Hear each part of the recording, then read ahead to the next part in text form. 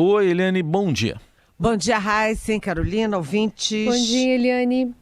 Não sei em Brasília, mas em São Paulo, os postos de combustíveis estão se adiantando ao ministro da Fazenda, a presidente da Petrobras, e já estão atualizando ali o preço da gasolina, do etanol, enfim, quase uma bola de cristal, né, que eles estão tendo ali para se antecipar, uma sensação de ansiedade. O que deve sair dessas reuniões de hoje da cúpula do governo? Eu achei curioso porque eles deixaram para a última hora uma decisão como essas, né? Tudo previsto, por que deixaram para a última hora? Né? O fato é que o governo decidiu revogar a isenção dos combustíveis, né, daqueles impostos estaduais, né, como defendia o Fernando Haddad, ministro da Fazenda, desde o final do ano. Né? O Haddad sempre defendeu aí a revogação dessa isenção sobre combustíveis. Uma isenção que prejudica os estados, prejudica a arrecadação dos estados, que compromete as contas públicas, enfim. Era uma confusão. Agora, a decisão do governo é que você vai ter de volta os impostos, mas eles não serão como eram antes. Né? O Haddad teve várias reuniões ontem, 2 delas com o Lula. Hoje as reuniões continuam, porque agora a intenção dele é criar alíquotas diferentes para a gasolina, ou seja, para o petróleo, para os combustíveis fósseis, diferentes dos combustíveis limpos, dos biodegradáveis, que é o caso do etanol. A expectativa é de que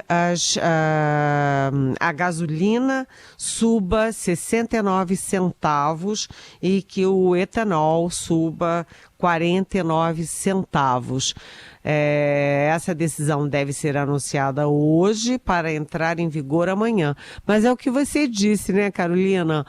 Ontem eu circulei aqui em Brasília, aqui no meu bairro, que é o norte, até o extremo da Asa Sul, e todos os postos já tinham reajustado preços.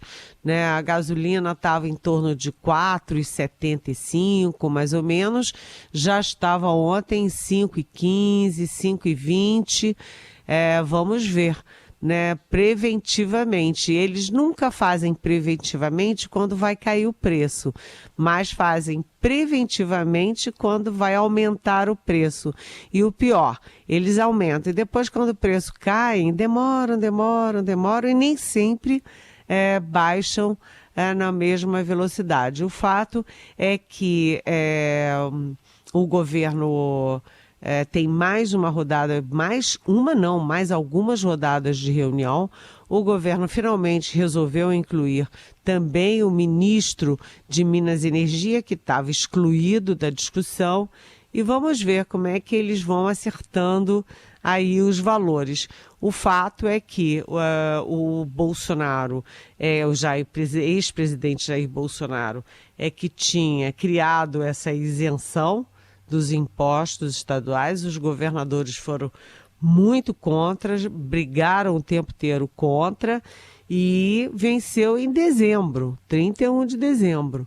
Mas só agora, no finalzinho de fevereiro, início de março, é que o governo Lula decide, então, revogar essa isenção. Ou seja, o governo Lula lucrou pelo menos 2 meses aí de gasolina baixa e sofreu 2 meses de arrecadação também menor do que deveria. Bom, Eliane, e no meio disso tudo teve disputa acirrada, né, de ala econômica com ala política. Foi uma negociação bem atrapalhada. Você mesmo acabou de dizer, deixaram para a última hora. Até que ponto o PT jogou contra o PT aí? Olha, a minha coluna de hoje, o título é PT versus PT, né? Porque É aquilo que eu estava dizendo, né, Raíssa e Carolina ouvintes. Se a isenção terminou, a isenção lá eleitoreira, populista do Bolsonaro terminou 31 de dezembro, desde aquele momento o Fernando Haddad, ministro da Fazenda, já era a favor de acabar com a isenção. E o governo recuperar aqueles 28,8 bilhões de reais que estavam sendo sonegados por decisão do próprio governo, o governo trabalhando contra o governo. Mas o PT e a ala política do governo, quando a gente fala ala política do governo, é a ala petista do governo, trabalharam contra não apenas a reoneração, né, a volta dos impostos, mas trabalharam também contra o Fernando Haddad. E aí a gente vê a presidente do PT, a deputada Gleice Hoffmann, soltando notas pelo Twitter, dizendo que, não, esse negócio de oneração de combustíveis, isso é contra, sei lá, contra o povo, contra pobre, gera inflação, e desautorizando o ministro da Fazenda. E ontem, quando teve a primeira reunião, eu registrei na minha coluna. Veja quem estava lá reunido. Presidente Lula, do PT, né? Fernando Haddad, do PT, o chefe da Casa Civil, Rui Costa, do PT, o presidente da Petrobras, o Jean Paul Prates, do PT, mas estava faltando alguém, que era o ministro de Minas e Energia, que não é do PT. E aí chamaram às pressas à tarde para a terceira reunião do dia, mas o fato é o seguinte, nessas coisas que são muito técnicas, você tem que ter uma posição técnica. Portanto, quem estava puxando a discussão pelo lado correto era o Fernando Haddad. Essas coisas não podem ter uma interferência, uma ingerência política, porque isso tem um efeito rebordosa mais tarde. E depois quem paga a conta é exatamente o mais pobre. Aliás, pobre não tem carro, não dirige carro, nem paga gasolina, nem paga etanol. Né? Isso é uma satisfação do PT para a classe média e para as empresas, e pensando na tal da inflação. E o pior é que a Gleice Hoffmann, nas notas dela, diz o seguinte: primeiro tem que a Petrobras definir uma política de preços para só depois reonerar os preços dos combustíveis. Ou seja, ela está dizendo, primeiro vamos esperar a Petrobras fazer uma política de preços, que eu chamei na coluna de política, ou seja, vamos esperar uma ingerência política nos preços da Petrobras e depois decidir se tira ou não os impostos, se mantém ou não o fim dos impostos ou a suspensão dos impostos para os combustíveis. É outro erro, são dois erros seguidos. Primeiro, o PT se meter numa decisão que é técnica, que é do ministro da Fazenda, que aliás é do PT. A segunda decisão é a pressão por haver ingerência política nos preços da Petrobras. A Petrobras é uma empresa, é uma empresa estatal, mas é uma empresa que é um cartão de visitas do Brasil no exterior, e se não respeita as regras internacionais, se não acompanha os preços internacionais das commodities, ela está sinalizando que o Brasil é um país do vale tudo, em que a política e a ideologia imperam. Né? E aí a gente vai para Dilma Rousseff, que teve ingerência política, sim, nos preços da Petrobras, e a gente vai para o Bolsonaro, que teve 4 presidentes da Petrobras em 4 anos, sem contar o 5º que foi interino, né? Porque queria botar a mão nos preços da Petrobras. Como não conseguiu, fez a desoneração fiscal que joga todo o peso da decisão política a favor da reeleição dele em cima dos estados, ou seja, em cima dos governadores. Gente, política é política, né? Decisão técnica é decisão técnica. Podem conversar? Podem, mas o PT atacar o ministro da Fazenda em público não é, vamos dizer, uma boa política. Eliane Cantanhede, direto de Brasília, agora sobre a situação do ministro das Comunicações. A gente fazia uma analogia mais cedo, Eliane, de que ele parece que está se segurando assim... Para não cair do cavalo. Para não cair do cavalo. Não sei se ele vai conseguir até o final do governo. Hoje está na capa do Estadão, né? Esse destaque aqui do ministro que usou um avião da FAB, foi a leilão de cavalo de raça, ganhou diárias, enfim, tudo com dinheiro público. Olha, essa expressão desse ministro que pode cair do cavalo, não sei porquê, mas isso me parece coisa do Heisen. Mas como é que você sabia? Mas se ele não cair, eu vou te dizer, aí a gente pode tirar o cavalinho da chuva. E eu acho que a gente pode tirar o cavalinho da chuva, porque o Lula não está em fase de demitir ministro, não. O Juscelino Filho, esse deputado do União Brasil do Maranhão, ele tem grana, né? Porque trabalhar com cavalo de raça não é coisa para qualquer Heisen, qualquer Eliane, qualquer Carolina, não. O negócio ali é chique. Bem chique, exige muito dinheiro, tem que ter pedigree, né? E o ministro, segundo o nosso Estadão sempre na frente, o nosso Estadão mostrou que o ministro Juscelino Filho, que eu repito, que é o da União Brasil, lá do Maranhão, ele simplesmente pediu urgência para um jatinho da FAB, foi passar 4 horas em São Paulo. E aí ele alegou que ele tinha reuniões urgentes lá em São Paulo. Só que dos 4 dias ele passou 2 horas na reunião e o resto todo ele estava participando de um leilão de cavalos de raça, né? Então ele tem que explicar esse uso do jatinho, as diárias que ele pediu para os 4 dias, né? E tem que justificar o que ele estava fazendo.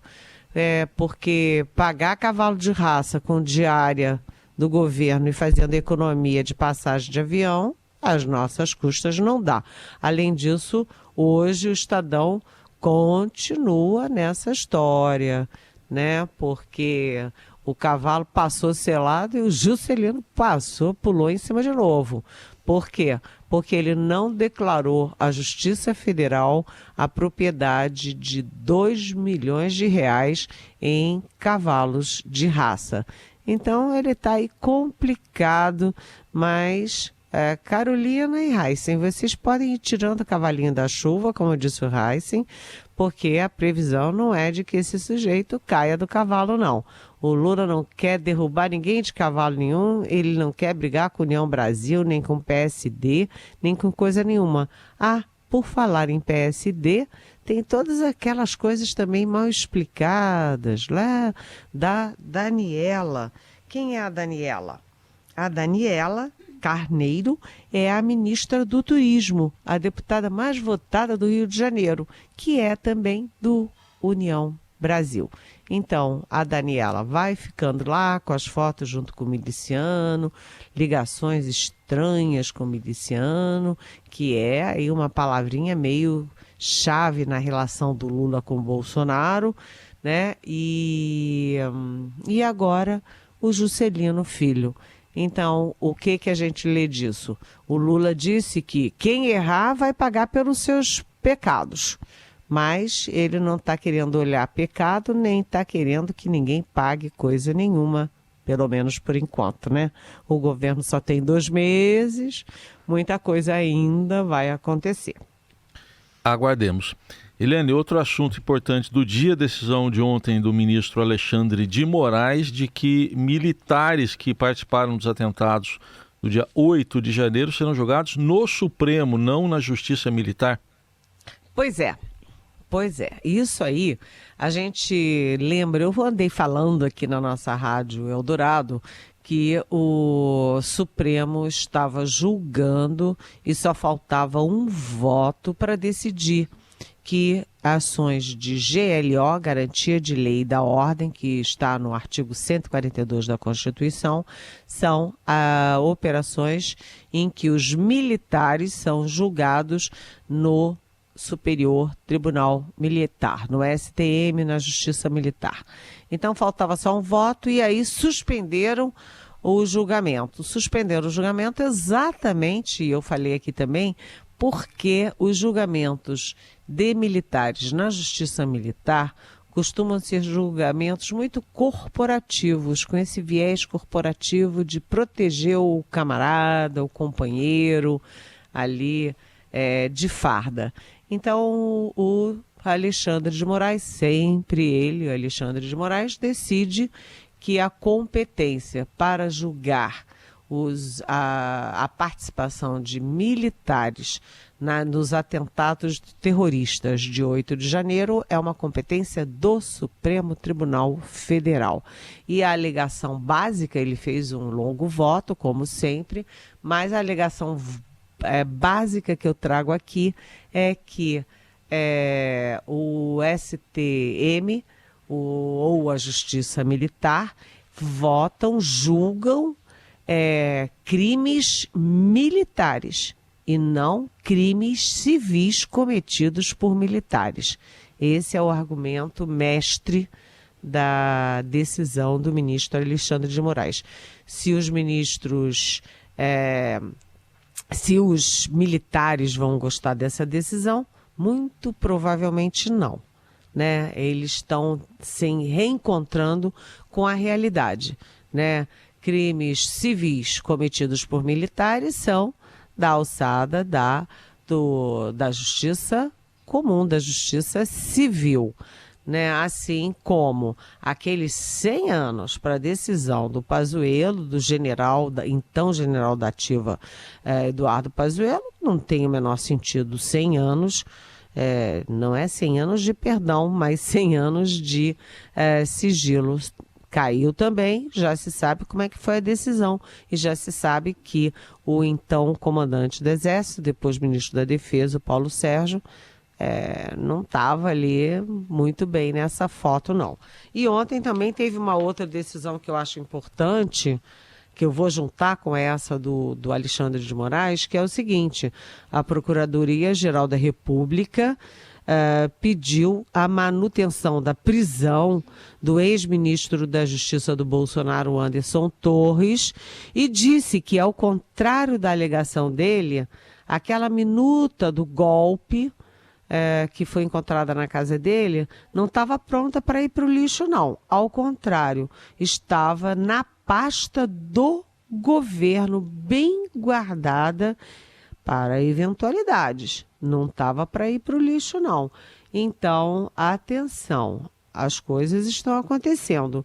Por último, só para fechar, o Ministério Público Federal pediu que a União se açoite, né? Peça desculpas pelo 7 de setembro do Bolsonaro. O 7 de setembro, que é a data nacional de todos os brasileiros, que foi transformada em ato de campanha para um dos candidatos, que era o Jair Bolsonaro, e que usou os militares nesse ato de campanha, com dinheiro público, com a data pública, com o hino nacional, com a bandeira nacional. Enfim, as coisas vão voltando à normalidade. As pessoas têm que agir de acordo com as regras, com as leis, com a Constituição e com um mínimo de bom senso também, né, gente? Bom senso não faz mal a ninguém.